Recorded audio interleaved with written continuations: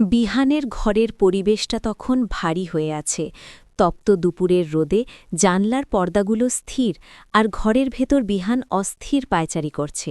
তার মনে হচ্ছে কেউ তাকে বুঝতে পারছে না।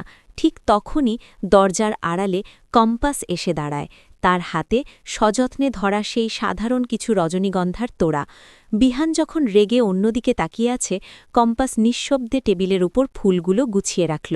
সে জানত এখন কথা বলতে গেলে হিতে বিপরীত হবে, তাই মনের অব্যক্ত কথাগুলো সে মনে মনেই আওড়াতে লাগল।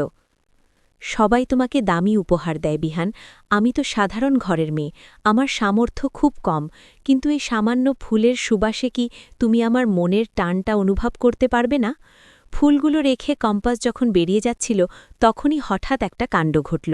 বিহানের পায়ের ধাক্কায় টেবিলের পাশে রাখা একটা কাঁচের ফুলদানি উল্টে যেতে নিলে কম্পাস ক্ষিপ্র হাতে সেটা ধরে ফেলে।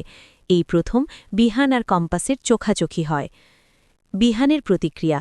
বিহানের চোখে তখনও রাগ, কিন্তু কম্পাসের টলটলে চোখের মায়া দেখে সে মুহূর্তের জন্য থমকে গেল। সে কর্কশ্বরে বলে উঠল, এইসব নাটক করার মানে কি? কে পাঠিয়েছে এই ফুল? কম্পাস ম্লান হেসে শুধু বলল, কে পাঠিয়েছে সেটা বড় নয়, যার জন্য এসেছে তার ভালো লাগলেই হলো। বিহান ফুলগুলোর দিকে তাকিয়ে দেখল, সেগুলো খুব সাধারণ হলেও তাতে লেগে আছে স্নিগ্ধতা। সে বুঝতে পারল কোনো তথাকথিত স্পেশাল ফ্রেন্ড নয়, এই ছোট ছোট যত্নের আড়ালে কেবল কম্পাসই থাকতে পারে।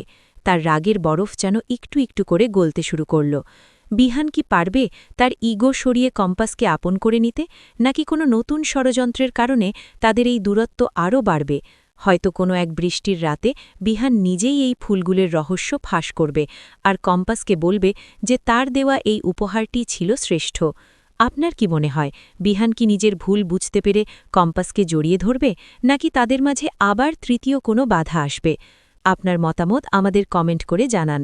ধারাবাহিকের এমন আরও আপডেট পেতে আমাদের সাথেই থাকুন।